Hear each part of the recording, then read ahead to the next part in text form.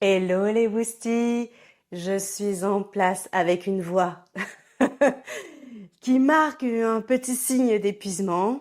J'ai mon eau ici qui est en train de pétiller d'électrolytes. Euh, c'est l'été aujourd'hui. Au moment où je diffuse cette vidéo, c'est l'été, dimanche 21 juin 2026. Du coup, tenue estivale. Et là, je pense à une de mes meilleures amies, D, parce que je sais que tu m'écoutes ou que tu me regardes, qui me dit que de toute façon, sur toutes mes vidéos, t'as l'impression que c'est l'été. Pas faux. Pas faux. Et là, c'est vraiment la canicule qui reprend. Il fait 32 degrés en ce moment. Et heureusement que vous n'êtes pas réellement assise à côté de moi sur ce canapé parce que j'ai un tout petit peu chaud. La dernière vidéo, il me semble que c'est la dernière, hein, je vous parlais de Voldemort. Voilà. Je me suis dit que ce serait sympa de faire une vidéo un peu plus fun, un peu plus dans un esprit positif, d'espoir, tout ça, parce que vous savez que je suis transparente, vous savez que je suis naturelle, vous savez qu'il n'y a pas d'artifice sur mes contenus, mais je l'ai regardée, cette vidéo que j'ai postée, Meta veut m'effacer. Bon, elle est pas très chouette, pas très gaie, quoi. Voilà, pas très gaie, pas très. Bon, en même temps, j'étais pas bien, hein, voilà. Donc aujourd'hui, on va changer. Alors, on va changer. Attendez, je vous explique. D'abord, évidemment, si vous n'êtes pas encore abonné, just do it. Faites-le maintenant parce que vous allez oublier, ça vous prend à peu près 1 seconde et demie. Si vous êtes sur une télé, il suffit d'aller chercher dans votre menu pour que le menu YouTube se remette. Si vous êtes sur Spotify ou Apple Podcast, vous pouvez vous abonner et me mettre évidemment une jolie note parce que ça va booster ce fucking algorithme. Est-ce que j'ai le droit de le dire comme ça? Je ne sais pas. Oui, j'ai toujours un petit peu peur d'être bannie. Alors sur YouTube depuis le début et maintenant sur Insta, petite nouveauté, je ne craignais pas Insta et maintenant je le crains. Ben voilà, on évolue, hein, on évolue. Ben justement, aujourd'hui on va parler d'évolution. En fait, vous vous doutez bien que dans ma petite tête, on est 250, ça vous l'avez capté. On se pose des questions puisque mon compte Insta est toujours désactivé, que le compte Facebook est supprimé à vie, blablabla. L'histoire vous la connaissez. Et je n'ai toujours pas d'explication, donc je ne sais pas pourquoi. Et j'aime bien comprendre, moi, les choses. Je fais partie de ces humains qui posent des questions et qui aiment avoir des réponses, mais en grandissant, je me rends compte que de ne pas avoir toutes les réponses n'est plus un problème. Merci à ma psy. Parce qu'en réalité, on n'a pas toujours les réponses à tout. Ok. Euh, si vous saviez tout ce qui vient d'arriver dans ma tête, que je ne partagerai pas ici. Donc, je suis toujours dans cette attente. Alors, est-ce qu'on peut dire vraiment attente? Parce que je n'attends plus grand-chose. Mais en tous les cas, je suis toujours sans explication de la suppression de mes réseaux sociaux. Et d'ailleurs, j'ai mis le nouveau compte Insta dans la légende de cet épisode si tu as envie de me rejoindre et de te réabonner ou de t'abonner j'allais dire pour nouveau. Désolée maman, mon français est catastrophique. Donc, bienvenue à toi. On se retrouve évidemment en commentaire de cet épisode. Vous savez que j'adore vos commentaires. Vous savez que je me sens très seule à parler toute seule devant cette caméra. Donc, on se retrouve en commentaire et donc on va parler d'évolution. J'y arrive, quelle introduction extrêmement longue. Je suis fatiguée, ça va partir dans tous les sens. Et quand je suis pas fatiguée, ça part aussi dans tous les sens. Mais j'ai l'impression que ça fait 6 ans que je suis fatiguée. Maladie chronique. Donc vous êtes habitués. Voilà. Je veux parler d'évolution aujourd'hui. Pourquoi? Parce que j'ai essayé de comprendre ce qu'on pouvait me reprocher sur Meta, donc sur Instagram et Facebook, pour supprimer mes réseaux sociaux. Parce que forcément, il y a un truc qui a gêné, qui a enfreint les règles de la communauté. Est-ce qu'on n'est pas dans une secte? Alors, ce qui me rassure un tout petit peu, et c'est vraiment extrêmement égoïste, c'est qu'en fait, il y a des centaines de comptes qui ont suivi exactement la même chose que moi au même moment. Il y a 2 semaines, apparemment, ils ont lancé une espèce de vague de screen de plein de comptes avec une IA et que cette fucking IA s'est dit coaching Laurine, ça pue, hop, on dégage. Avec d'autres comptes évidemment, mais égoïstement, c'est le mien qui m'importe.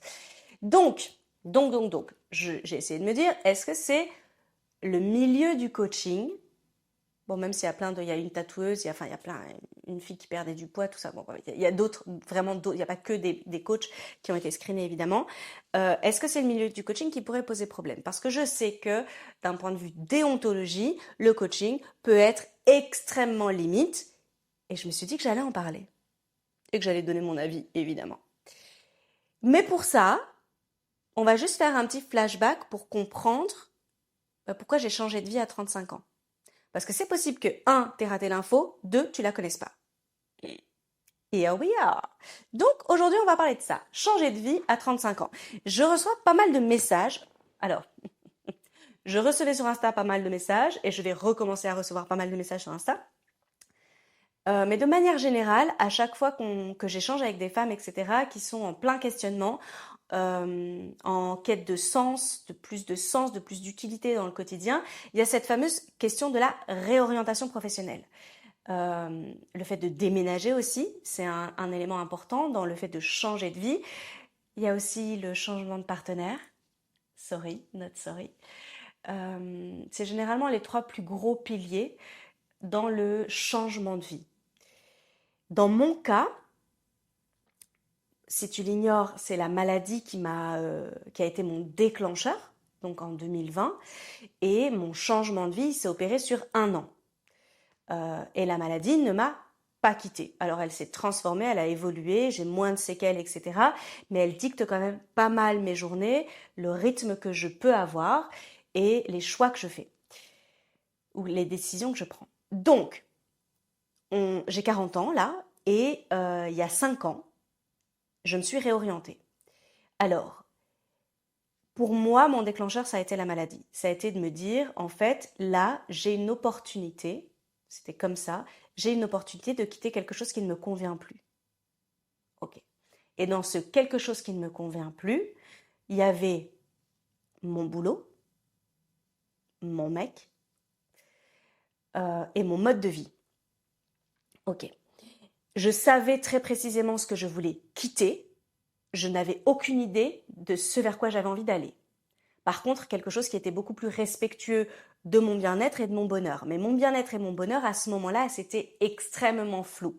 Donc, tout ce que je savais, c'est que je voulais quitter le milieu bancaire, que je voulais plus être associée à une pression des chiffres, quand bien même moi, dans mon job, j'en avais pas, mais d'être dans cet environnement-là, d'évoluer dans un environnement extrêmement masculin que je trouve moi super toxique et qui correspond pas à ce que je veux transmettre, ce que je veux partager au quotidien et mon utilité. Alors j'ai toujours eu des jobs dans lesquels je me sentais utile.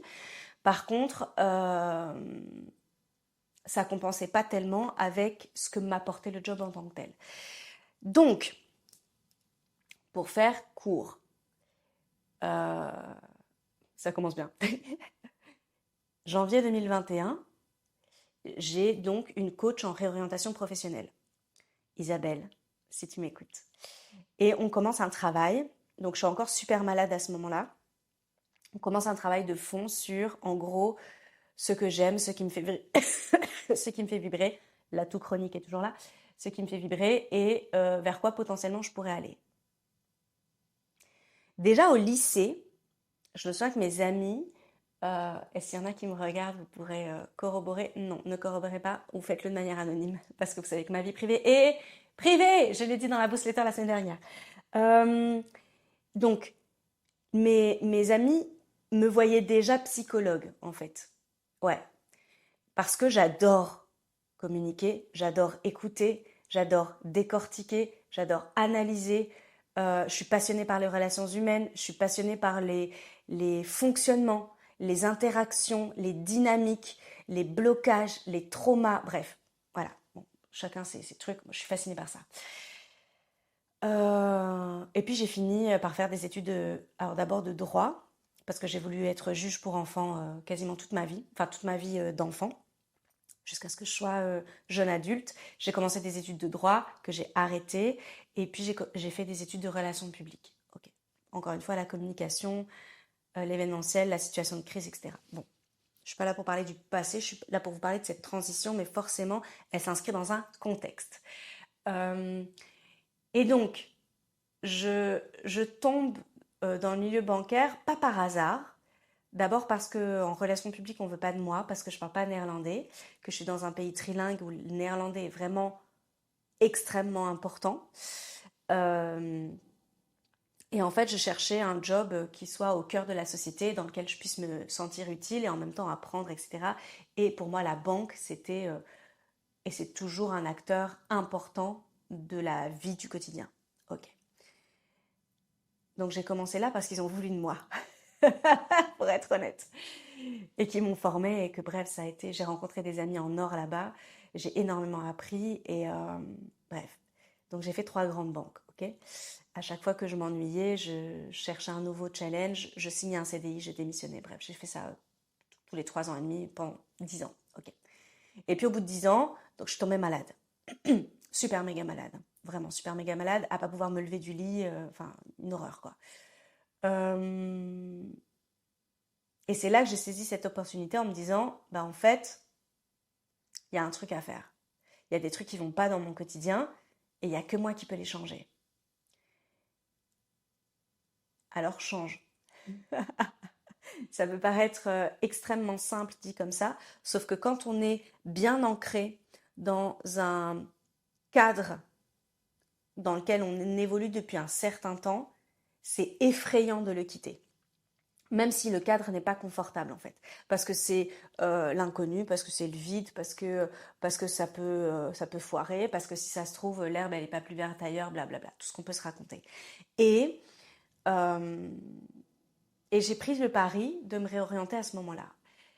Au fur et à mesure de mon coaching en réorientation pro, le coaching à proprement parler est devenu une évidence pour moi.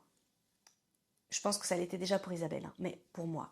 Alors, pourquoi pas la thérapie? Parce que je voulais être euh, dans l'action. Je voulais être dans la transformation vers le futur. La thérapie, je dis pas que j'irai jamais vers là.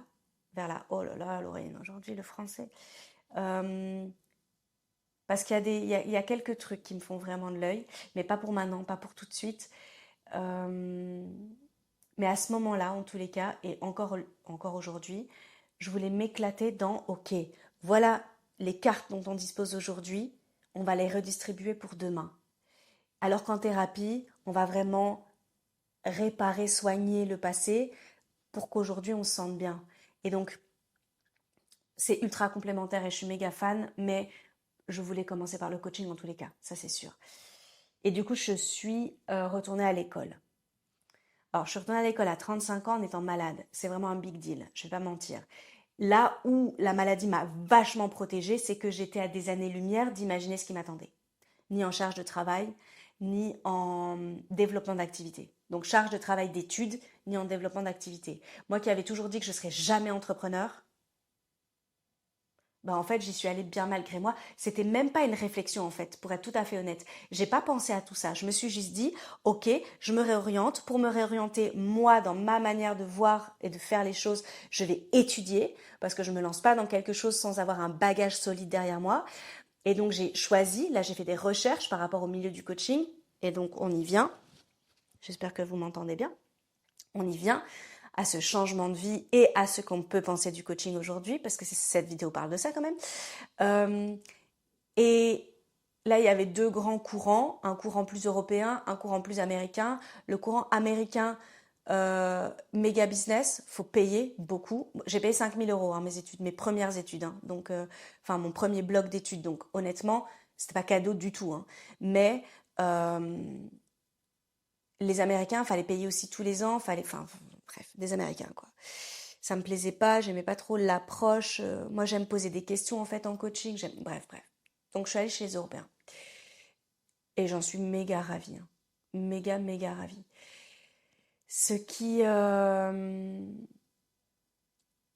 intéressant, c'est de se dire que quand bien même on pourrait avoir des freins, des limites ou des blocages, si on se crée un contexte favorable, et c'est exactement comme ça que fonctionnent les hacks anti-procrastination. Hein. Donc si on crée un système dans lequel on peut évoluer, ben en fait on y va. J'explique. J'ai expliqué dès le départ à mes profs et à la promotion dans laquelle j'étais que j'étais malade. Et que cette maladie, en fait, m'amenait à avoir quelques spécificités et donc des ajustements si tout le monde était OK avec ça. Je mangeais pas le midi, j'étais en distanciel, donc je mangeais pas le midi pour pas déclencher de digestion et ne pas être capable de suivre les cours l'après-midi. Hein. Parce qu'à cette époque-là, je faisais encore des malaises tous les jours, j'avais encore des pics, une dizaine de pics de fièvre par jour, et j'avais une autonomie de socialisation très faible. Je vous passe les détails sur tous les autres symptômes, j'étais encore à presque 20-25 symptômes encore à ce moment-là. Oui, donc c'était vraiment un pari risqué. Et donc en fait, à chaque fois qu'il y avait des exercices, des jeux de rôle, je passais en premier, parce qu'après je n'avais plus de voix, j'étais livide, enfin c'était juste pas possible quoi. Et bref, donc plein de petits ajustements comme ça. J'étais en distanciel, il y avait une partie de la promotion qui était en présentiel à Luxembourg, et d'autres qui étaient, bref, en Guadeloupe, etc., en France, en Belgique et tout. Mais donc j'avais créé tout un protocole pour que je puisse suivre mes cours et ne pas faillir en fait, ne pas à toutes les pauses, on avait des petites pauses, les récrés là, je m'allongeais sur ce canapé là, je mettais mes jambes en l'air, je faisais de la respiration en cohérence cardiaque, enfin bref, c'était tout un truc, ça peut paraître assez militaire vu de l'extérieur, mais en fait sinon ça n'aurait pas été possible. Donc encore une fois, c'est pas quand on veut on peut, parce que ça c'est vraiment du gros bullshit. Quelques mois plus tôt, j'en aurais été incapable parce que je n'arrivais pas à sortir de mon lit en fait. J'étais alitée 20 heures par jour quasi, hein, donc faut bien se dire que, encore une fois, on joue avec les cartes dont on dispose au moment M. Donc là c'était possible, et je l'ai fait, et j'ai bien réussi, et j'ai adoré mes études, et j'ai suivi un premier cursus master coach où là on apprend toute la pédagogie et j'ai adoré. Ça aurait pu ne pas me plaire, mais vu que j'avais pris une coach avant et que j'étais quasi sûre de mon choix, alors là, être sûre à 100%, ça n'existe pas, hein, mais je sentais dans mes tripes qu'il y avait un truc qui m'appelait. Et puis j'ai continué à me former en neurosciences, donc devenir neuropraticienne. Et puis j'ai continué en gestion du stress et des émotions, en programmation neurolinguistique, euh, en automassage issu de la médecine chinoise, en Douyin, en yoga du visage. Qu'est-ce que j'ai fait encore? En psychologie positive. Euh, Bon, il y a ça qui me vient en tête maintenant. Peut-être que j'oublie des trucs, sorry. Et donc en fait, je me suis formée, donc en formation continue, et je me forme encore à l'heure actuelle depuis que je me suis lancée en 2021. Pour moi, c'est ultra méga important. Ultra méga important, mais c'est important aussi de faire des grosses pauses parce qu'en fait, je me suis tellement formée pendant des années, pendant 3 ans, je crois que j'ai pas arrêté de me former, qu'à un moment donné, je suis arrivée à saturation, je ne supportais plus. Et là, je suis plutôt dans cette phase-là, donc je me suis reformée et puis à nouveau, j'ai arrêté. Et si tu me suis, bah en fait, ma formation de yoga du visage, la nouvelle, je l'ai toujours pas terminée. Hein. Voilà, voilà, voilà. Après, le mois de juin et le mois de mai ont été vraiment très très chargés d'un point de vue personnel et joint professionnel. Donc, je me fous la paix. Et si tu ne t'autorises pas à te foutre la paix, va voir ma vidéo sur le fait de se foutre la paix. Tu vas voir, ça fait du bien. Euh, donc, on arrive à ce changement de vie. Changement de vie, ah oui, et j'oublie de dire que j'arrête une relation amoureuse avec mon deuxième amour et que j'ai pleuré toutes les larmes de mon corps. Mais qu'à un moment donné, le changement s'opère dans toutes les sphères de vie. Et que changer de boulot, c'est déjà un big deal. Mais s'il y a d'autres choses qui te gangrènent ou qui t'empoisonnent silencieusement, ben en fait, c'est le moment idéal quand tu as cet élan-là. Alors, je ne dis pas qu'il faut tout révolutionner, non. Mais par contre, tu peux ajuster certaines choses. Et donc, j'ai ajusté ces deux piliers-là de mon côté. Et j'ai changé mon mode de vie radicalement, puisque je travaille pas en full time, que j'ajuste mes heures de coaching, enfin bref, j'ajuste tout. Je coach pas avant 10 heures du mat, ça vous le savez. Je coach pas le vendredi. Enfin bref, voilà. Je fais très attention à mon énergie. J'ai beaucoup de blocs de récupération tous les jours. Je veux plus une vie de stress. Je veux plus une vie de rush. Je veux plus, je veux plus dépendre d'un employeur. Je veux plus obéir à des ordres, on va dire ça, ou à des tâches que je trouve débilissimes, etc., etc. Donc ça, c'est venu avec le temps. Et, euh, et l'autre jour, enfin bref, je disais à une de mes meilleures amies, c'était une sale période et je lui dis, j'ai pas eu le temps de faire mon vernis. Bon, là, j'ai du vernis transparent. Vous savez que entre mes boucles ici et mon vernis, c'est un peu ma marque de fabrique, mon personal branding à moi. Et je lui ai dit, j'ai pas le temps de faire mon vernis. Et en fait, pour moi, ça peut paraître méga superficiel, vous allez voir. Écoutez juste jusqu'à la fin de la phrase. Je refuse d'avoir une vie où j'ai pas le temps de faire mon vernis. Parce qu'une vie où j'ai pas le temps de faire mon vernis, sachant que mon vernis, je le fais en 15 minutes, hein, ça veut dire que j'ai pas eu la possibilité de prendre 15 minutes sur la semaine. Sorry, je suis en train de manger mes cheveux. euh, pour faire quelque chose pour moi. Et donc ça, c'est pas ok du tout. Donc, vous voyez le vernis comme quelque chose de superficiel en top de l'iceberg, mais en fait, c'est ce que ça sous-entend, c'est ce que ça représente comme mode de vie derrière que je refuse d'avoir. Donc, je veux avoir le temps de faire mon vernis. Maintenant, vous savez, et vous pouvez compléter, vous, c'est quoi? C'est quoi votre limite? Vous avez envie de faire quoi et d'avoir une vie qui vous permet de faire quoi? Euh, alors, je peux en sortir des dizaines, hein, des exemples, mais là, je pense au vernis, donc voilà. Je ne veux pas une vie où je n'ai pas le temps de faire mon vernis et je fais mon vernis toutes les semaines. Voilà, comme ça, vous savez. Passionnant. C'est vraiment, alors là, c'est vraiment la culture du vide, hein. Là, on est en train de parler de rien. Donc, on y revient à ce coaching. J'ai commencé à coacher en bénévole en juin 2021 et déjà à ce moment-là, il y a eu des désapprobations. Il y a des personnes dans mon entourage qui partaient du principe que les coachs étaient des charlatans. Okay. Donc c'est peut-être pour ça aussi qu'on a désactivé mon compte. Ouais, je vous remets dans le fil conducteur de cette vidéo. Il y a déjà eu, alors soit moi en direct, soit mes proches qui disaient ouais ma sœur elle s'est réorientée, elle est coach et qui eux recevaient alors du coup de plein fouet des remarques du style ah encore une ou bref des trucs comme ça. J'ai pris mon téléphone à côté de moi, vous savez que c'est rare et que quand je l'ai à côté de moi c'est que je l'utilise pour la vidéo pour répertorier des idées reçues sur le coaching et je vais partager avec vous celles que je valide et celles que je valide pas évidemment, ce que je pense. Quand je me suis réorientée, j'avais pas du tout ça en tête. Mais alors pas du tout. Mais genre j'en ai rien à foutre quoi, vraiment. Et je sais qu'il peut y avoir des idées reçues sur plein de jobs, mais plein de jobs. Enfin, il y a des idées reçues sur tout en fait. Et donc moi, je me suis dit, bah, en fait, coach en neurosciences, enfin coach en neurosciences. Au début, j'étais coach mental en bien-être, puis je suis devenue coach mental et bien-être, et je suis toujours coach mental et bien-être. Parce qu'en fait, j'ai tellement de cordes à mon arc que autant on touche l'épanouissement que le mindset en fait. Et d'ailleurs, mes petits badges, pour celles qui l'ont, j'ai créé des badges coaching Laurine, il y a écrit Mindset and Love.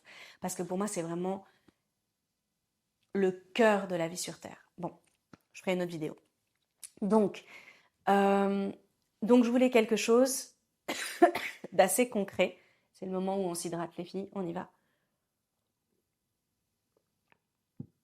Je voulais quelque chose d'assez concret, quelque chose qui me parle, quelque chose qui ne soit pas sorti du chapeau de j'ai perdu du poids, je t'aide à en perdre. Ça me flingue. J'avais envie d'une légitimité, j'avais envie d'une base solide et j'avais envie d'avoir des outils efficaces pour pouvoir réellement accompagner, guider, aider, bref, on met le mot qu'on veut. Et je fais jamais les choses à moitié, donc je me suis vraiment lancée à fond là-dedans. Je fais juste gaffe, voilà. Donc beaucoup d'études, vraiment beaucoup d'études. Les 6 premières coachées étaient en bénévolat total et j'ai commencé à facturer en octobre, je pense, octobre 2021, septembre-octobre 2021. Et c'est toujours le cas. Voilà, c'est toujours le cas, presque 5 ans plus tard. Coaching Laurine sur Insta est né en juin 2021. C'est là que j'ai commencé à créer ma vitrine publicitaire. Parce qu'Instagram, c'est une vitrine publicitaire. YouTube, c'est une vitrine publicitaire. On partage des contenus, mais des contenus pour se faire connaître. Vous savez que j'ai aucun réseau social privé. Je n'aime pas cette idée de parler de ma vie privée et de l'échanger avec la terre entière. Donc, c'est vraiment un support, un soutien, un pilier pour Coaching Laurine. Et j'adore ça. Franchement, j'adore ça. Et je me suis lancée dans le coaching en ligne pour avoir cette flexibilité qu'offre le télétravail. Je n'avais jamais télétravaillé à part quand j'ai été malade les derniers mois dans le milieu bancaire. Sinon, j'avais jamais télétravaillé. Et là, du jour au lendemain, je travaille de chez moi. Alors, c'était extraordinaire en étant malade parce que du coup, ça me permettait de faire des pauses, d'aller m'allonger entre deux coachings. Surtout qu'au début, je n'avais que deux coachés.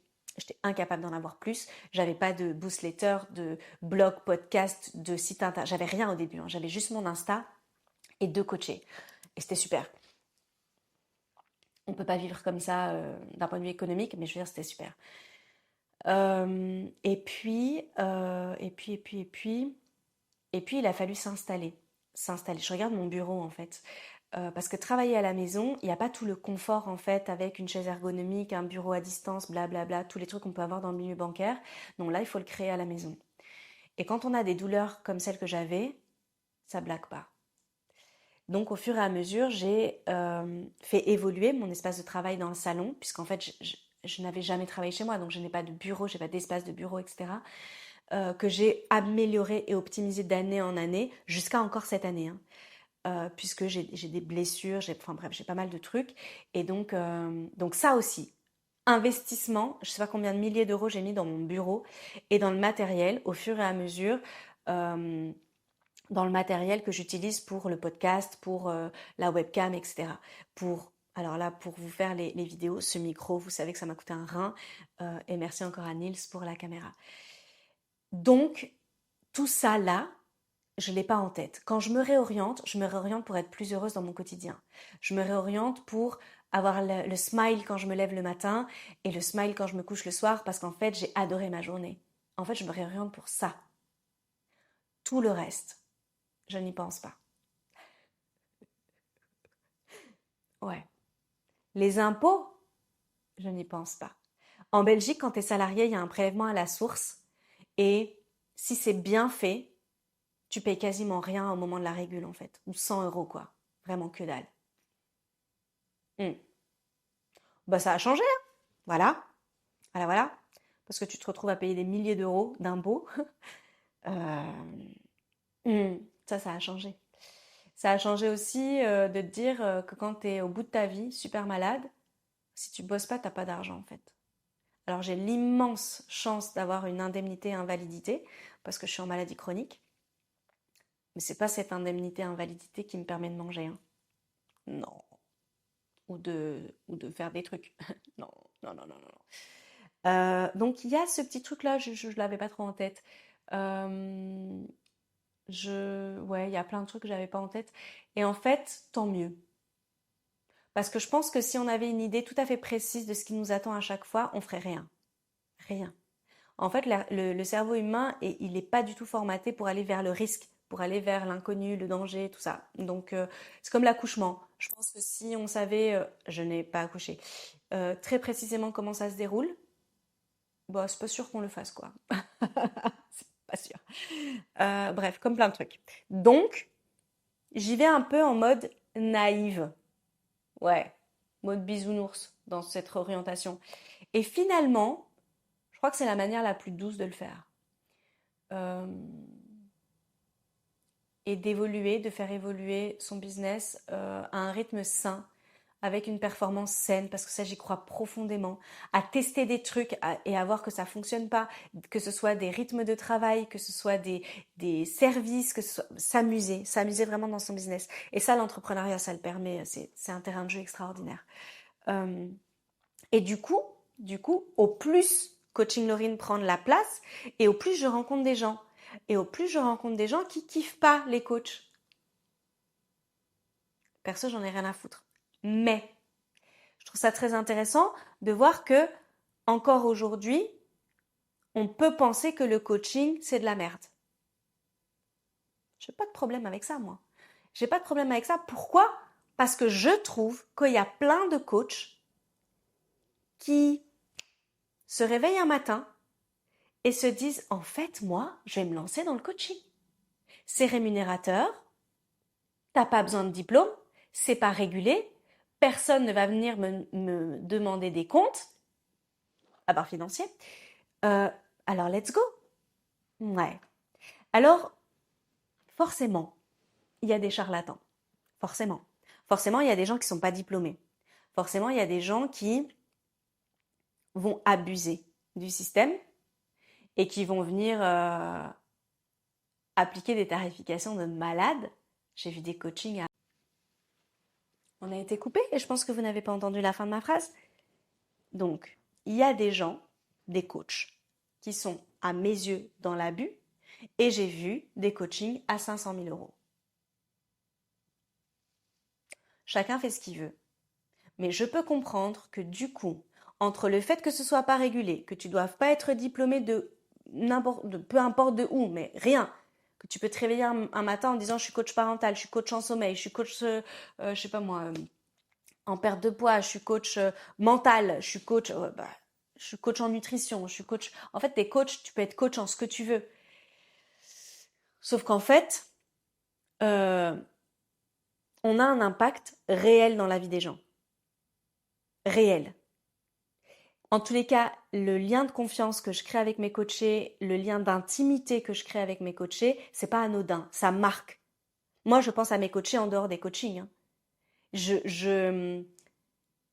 Et je sais qu'elles pensent à moi en dehors des coachings. Parce qu'en fait, on est ensemble et c'est une aventure humaine avant tout. Et ce qu'on partage pendant les coachings, la vulnérabilité avec laquelle on dépose certaines choses, ben en fait, ça crée des liens. Alors, mes coachés ne sont pas mes amis. Hein. Attention. J'ai une déontologie, j'ai une éthique hyper poussée, notamment au niveau de la confidentialité. Je m'applique des règles qui n'existent pas, qui ne sont même pas imposées hein, par le milieu, parce qu'il n'y a rien qui est imposé, voilà. Mais ça, c'est moi, c'est par rapport à mes valeurs à moi et comment je souhaite pratiquer. Mais je sais que tout le monde ne le fait pas. Et je vois des trucs sur les réseaux qui font peur. Et c'est là que je me dis, ben putain, pourquoi moi, on m'a cancel des réseaux et qu'il y a ces énergumènes qui sont encore là. Injustice de la vie. Donc, j'aimerais avoir ton avis sur le coaching, tiens. Ouais, toi qui es en train de regarder ma vidéo. Alors, je sais pas si t'es tombé par hasard, je sais pas si tu me suis, je sais pas. Dis-moi un peu en commentaire. Qu'est-ce que tu penses du coaching? Et est-ce que tu as déjà fait appel à une coach? Et est-ce que tu te sens de faire à nouveau appel à une coach? Mon verre est dégueulasse? Non. Mon verre est juste plein de l'électrolyte là qui a pop-up, hein, je précise. Bon, parce que je sais que j'ai souvent des verres dégueulasses dans mes vidéos. C'est pas le cas. Donc, et si tu m'écoutes en audio, ce genre de réflexion doit être insupportable. Dites-moi un petit peu. Dites-moi ce que vous pensez du coaching de manière générale. Et est-ce que, si vous me fréquentez par exemple, ou que vous me suivez depuis longtemps, est-ce que votre vision, votre approche du coaching a changé? Est-ce que vous aviez des idées reçues? On va aller parcourir un petit peu les principales qui ont évolué. Dites-moi un petit peu ce que vous en pensez, sachant qu'il faut toujours garder un libre arbitre et faire confiance à son intuition. L'intuition, c'est la boostletter qui a le mieux performé en 2025. Si tu l'as pas écouté, tu peux aller l'écouter. On en arrive à cette deuxième partie. Si vous avez des questions sur la première partie, feel free, les commentaires, je réponds à tout. Sur le fait de changer de vie donc à 35 ans et donc d'arriver au coaching. J'ai sélectionné 10 idées reçues sur le coaching. C'est pour ça que j'ai mon téléphone. Pourquoi je fais autant de voix? Là, je pense à ma sœur. Et encore, j'en fais pas beaucoup, hein, mais dans la vraie vie, j'en fais beaucoup plus. Donc, on y va, let's go. Alors, dites-moi un peu, vous aussi, si vous pensez ces trucs-là, si c'est des idées reçues auxquelles vous adhérez ou si c'est du bullshit. Le coaching, c'est pour les gens qui vont mal. Ça, on l'entend énormément pour la thérapie. Si tu vas voir une psy, c'est que t'es fou. Ouais. Alors non. Non. Le coaching, en fait, c'est juste pour aller mieux. Ça ne veut pas dire que tu vas mal. Tu peux aller mal, hein, mais tu peux aussi aller bien. Tu peux même aller très bien et vouloir mieux. Donc ça, c'est faux. C'est ultra faux. Après, est-ce qu'on pleure en coaching? Ouais, on pleure. Mais ça fait trop de bien. Et rappelez-vous, les larmes, c'est un autorégulateur naturel du cerveau pour réguler les émotions. Et oui, bingo, donc pleurez, autorisez-vous à pleurer. Un coach te dit quoi faire?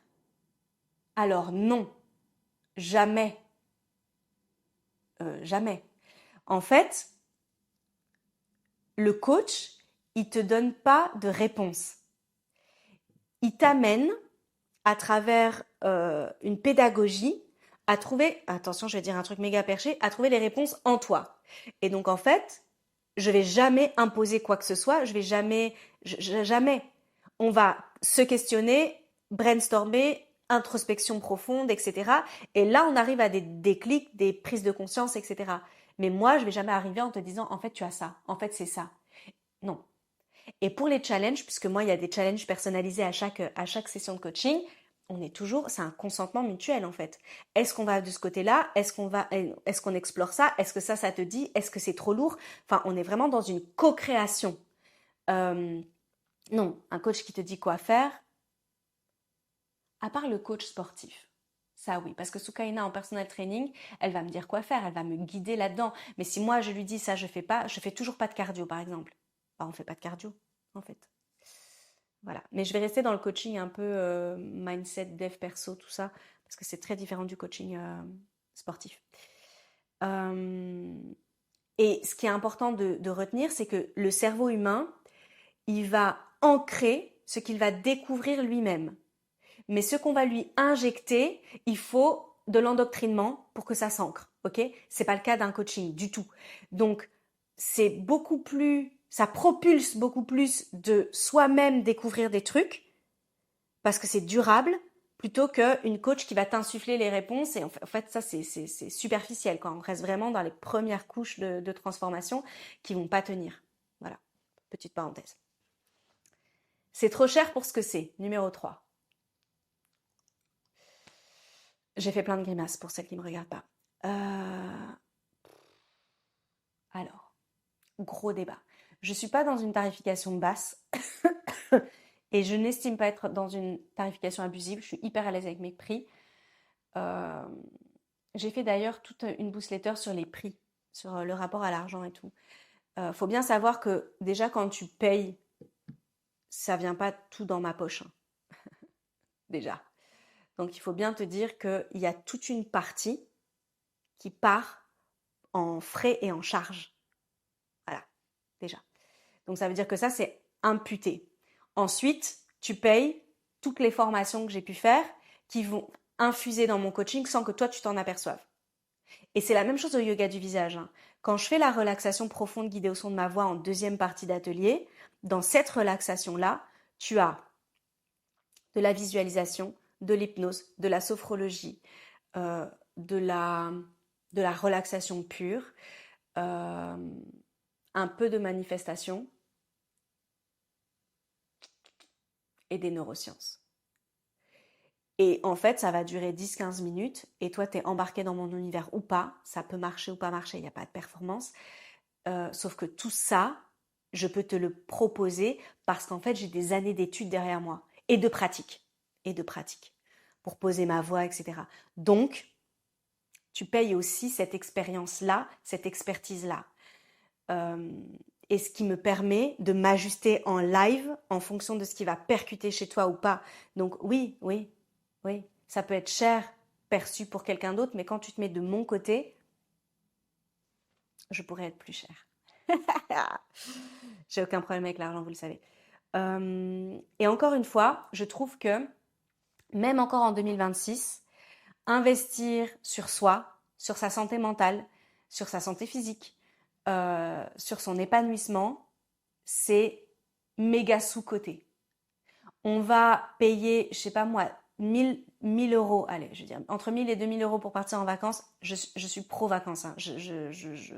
J'adore les vacances. Hein. Mais on va se dire que 1000 ou 2000 euros pour sa santé mentale, c'est trop cher. Or, alors les deux sont importants, mais les deux n'ont pas le même impact dans la vie, quoi. Donc, c'est toujours une question de valeur perçue. Hein. Mais c'est trop sous-estimé, c'est sous-coté, en fait, aujourd'hui, d'investir sur sa santé mentale. Or, à mes yeux, c'est juste fondamental. Voilà. Quatrième idée reçue. Ça ne marche que si tu y crois. C'est pas tout à fait juste. Alors, c'est pas de la magie. C'est pas, je suis pas marabout, hein, ou je sais pas quoi. Non. C'est surtout ma manière à moi de pratiquer. C'est basé sur les neurosciences. Alors, là où t'as pas besoin d'y croire, c'est qu'en fait, laisse-toi guider et tu vas voir. J'ai pas besoin que tu adhères à 3000%. J'en ai rien à foutre de ça. Par contre, j'ai besoin que tu sois impliqué. Parce que c'est toi qui fais le job. Je prends toujours le même exemple, je suis un tuteur de tomates. Je ne suis pas la tomate, je ne suis pas le soleil, je ne suis pas la pluie, je ne suis pas l'ombre, je suis le tuteur de tomates. C'est ce qui va te permettre de pouvoir avancer d'une certaine manière, grandir d'une certaine manière. Je ne suis pas la tomate. On peut le garder en titre d'épisode. Je ne suis pas la tomate. Ok. Par contre, si tu es sceptique, ça fonctionne. Si tu es braqué, hermétique, ça ne fonctionne pas. Il y a des personnes qui ne sont pas coachables. Très certainement celles qui pensent que les 10 idées reçues que je te balance là aujourd'hui sont vraies. Donc la croyance, elle va venir après les premiers résultats. Donc tu as juste besoin d'avoir une étincelle d'espoir, une étincelle de motivation et de sentir que le feeling passe avec moi. Après le reste, avec moi ou avec une autre, mais là on parle de coaching Laurine. Ouais. Ce qui va fonctionner, c'est la répétition, c'est l'émotion, c'est l'action. Ça, c'est ça qui va t'amener tes résultats. Les croyances, bouf, on s'en fout un peu. C'est comme la confiance en soi, hein, on s'en fout un peu. Oui, oui. Viens en coaching avec moi si tu crois que la confiance en soi, elle est fondamentale pour faire plein de trucs. Ce n'est pas vrai. On continue. En quelques séances, ça change tout. Tout change, etc. Alors, le changement durable d'un point de vue neurologique, il prend du temps. Et à chaque fois, je le répète, attention à tout ce qu'on entend sur en 14 jours, en 21 jours, tu peux changer, tu peux intégrer une nouvelle habitude, blablabla. En fait, il faut beaucoup plus de temps que ça pour notre cerveau. Donc, il faut 14 jours de répétition pour créer une nouvelle connexion neuronale et qu'elle ne meure pas. Ok ? Mais après, il faut 3 mois de pratique, en incluant les 2 premières semaines, 3 mois de pratique pour qu'elle s'ancre dans ton cerveau et qu'elle disparaisse pas. Le cerveau est intelligent, use it or lose it. Donc si tu pratiques pas, le truc dégage. Parce qu'en fait, tu n'en as pas besoin et que ton cerveau va pas grandir, ok ? Donc, enfin, grossir, quoi. Donc l'idée, c'est de se dire, si je fais 1 ou 2 séances, ça veut peut-être m'aider si jamais j'ai déjà fait un coaching avant et que j'ai déjà des mécanismes, des autoroutes neuronales qui sont là. Mais si tu n'as jamais fait de coaching, si tu débutes une aventure, mon premier pack, c'est 6 séances. Hein. Parce que je veux que tu aies des résultats et les premiers résultats. Et alors, j'ai pas les stats et je suis vraiment désolée pour toutes celles qui me regardent et qui sont coach business, audit et compagnie là. En fait, je n'ai pas ces stats-là, mais plus des 3/4, je pense, de mes coachés ont repris un pack, en fait. Parce que on ouvre des portes, qu'on découvre des trucs, qu'on solutionne certaines problématiques de départ et donc du coup, on peut s'attaquer à d'autres problématiques, etc. C'est juste génial. Enfin, c'est génial. Moi, j'arrive en coaching avec la même excitation que ma coachée. Bon, parfois, elle n'est pas dans un bon mood, etc. Et le coaching, il est plus en mode libération émotionnelle, mais c'est toujours un moment de plaisir, de vrai. Et c'est pour ça que je choisis mes coachés aussi, parce que c'est une aventure dans laquelle je m'implique à 3000%. Donc oui. Oui, oui, oui. Donc, en gros, on base pas les résultats et le changement durable sur de la volonté, non, mais sur des actions et sur la neurologie de base, la biologie de base du corps humain, quoi. Donc, c'est pour ça que juste un one-shot comme ça, c'est bof. Et dans Happy Boss, pareil, hein. Happy Boss, il a basculé en membership 6 mois, renouvelable. Ben, en fait, c'est pour ça. C'est pour qu'il y ait des résultats. Parce qu'en fait, j'ai beaucoup de tics de langage aujourd'hui, sorry, je suis vraiment fatiguée. Donc, c'est pas très compliqué dans le sens où, en fait, d'abord, on comprend.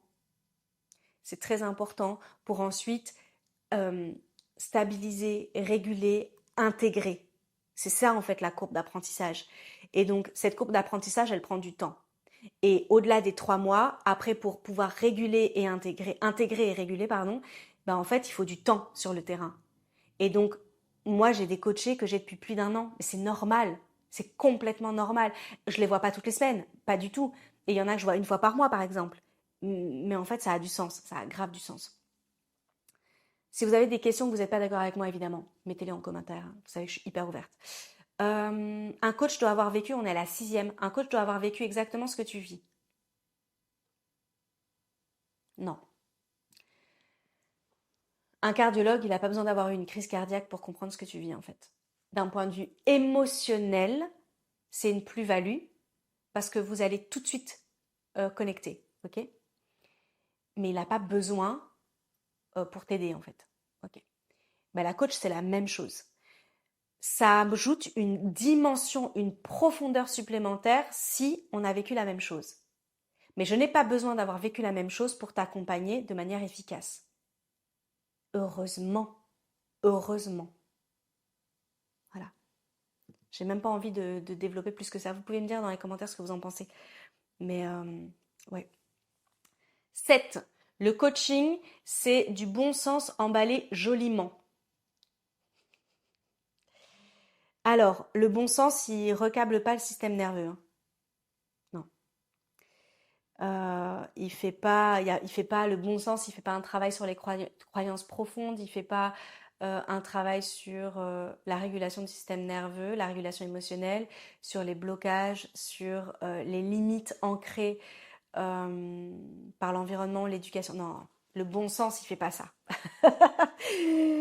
Donc, excusez-moi, excusez-moi, mais c'est du bullshit. 8. Si ça ne marche pas, c'est de la faute du coach. Non. Non. C'est ce que j'ai dit tout à l'heure. J'ai dit qu'on co-crée quelque chose. Il y a une espèce de co-responsabilité. Dans le coaching, il n'y a pas d'obligation de résultat, comme dans plein de boulots d'ailleurs, il n'y a pas d'obligation de résultat, il y a des obligations de moyens. Et encore, c'est moi qui me l'impose, je suis même pas sûre que dans le coaching, il y en ait, mais bon, bref. Je veux que vous ayez des résultats, ça c'est sûr et certain. Après, encore une fois, je ne suis pas la tomate. Voilà, je ne suis pas la tomate. Donc, il y a des moments où il y aura des déclics et des moments où ça ne va pas prendre. Il y a des moments où c'est pas le bon moment, justement. Il y a des moments où on voulait travailler et avancer sur quelque chose, et en fait, il y a tout un contexte qui fait que ça ne va pas prendre. Et qu'on va partir sur autre chose, qu'on va mettre sur pause, qu'on va... Bref. Donc, c'est pas la faute du coach. J'ai même envie de te dire, c'est pas ta faute à toi si ça marche pas au moment M. Encore une fois, on est le produit de notre environnement et l'être humain est infiniment complexe. Donc, on fait de notre mieux.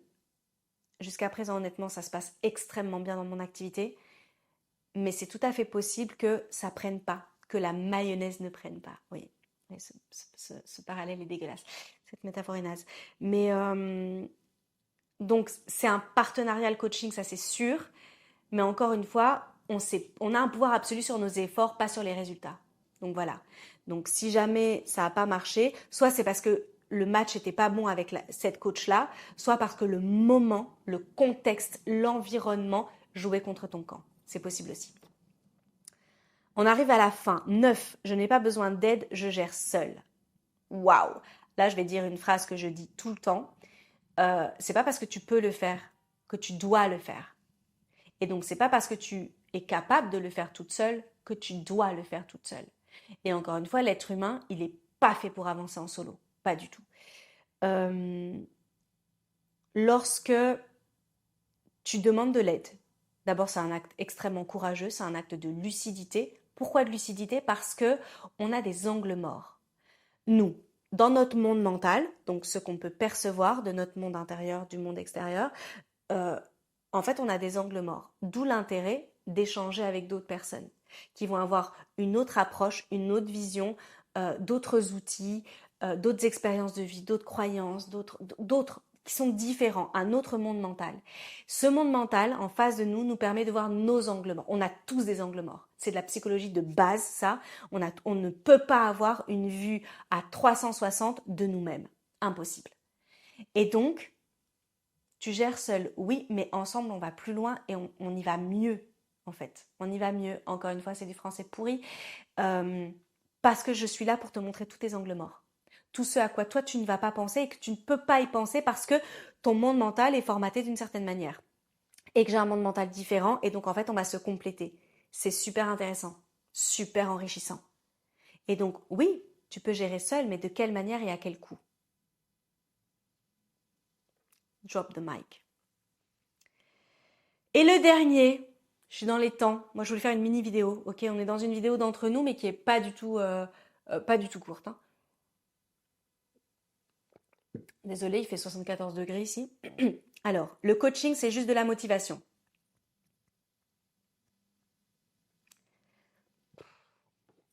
Non.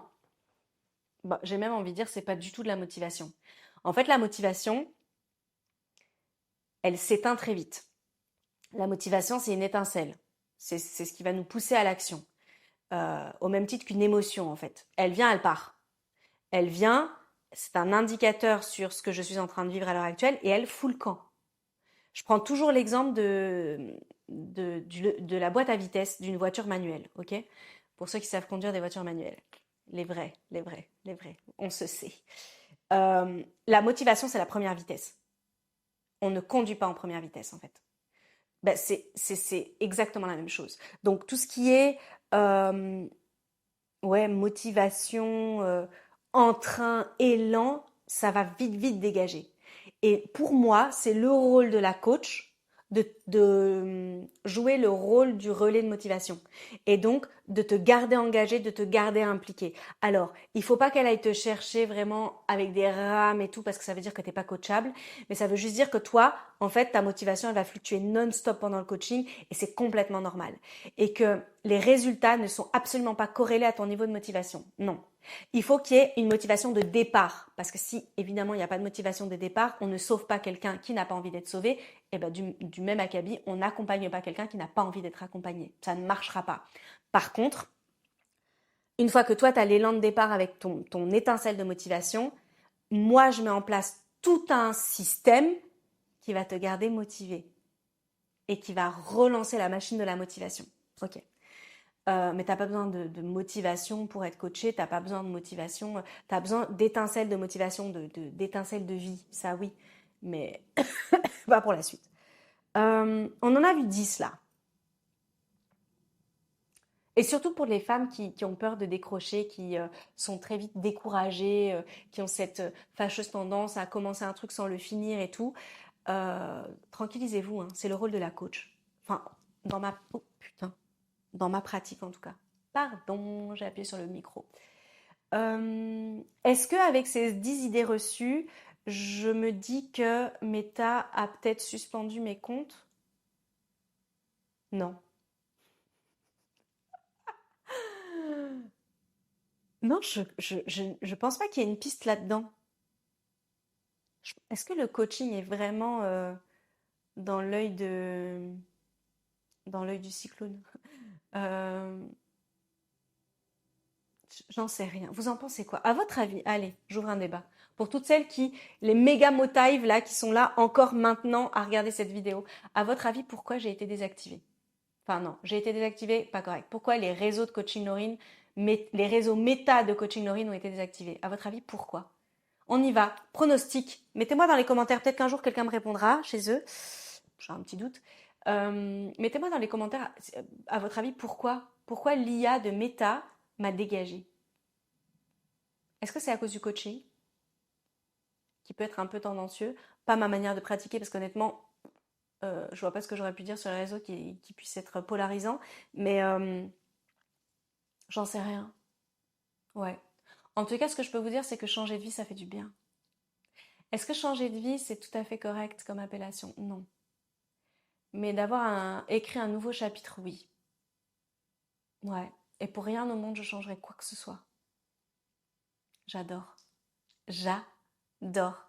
J'adore ma vie aujourd'hui, même si j'ai pas mal de contraintes de santé qui me frustrent encore. La maladie m'a sauvée. Elle m'a sauvée d'une vie qui ne me convenait pas.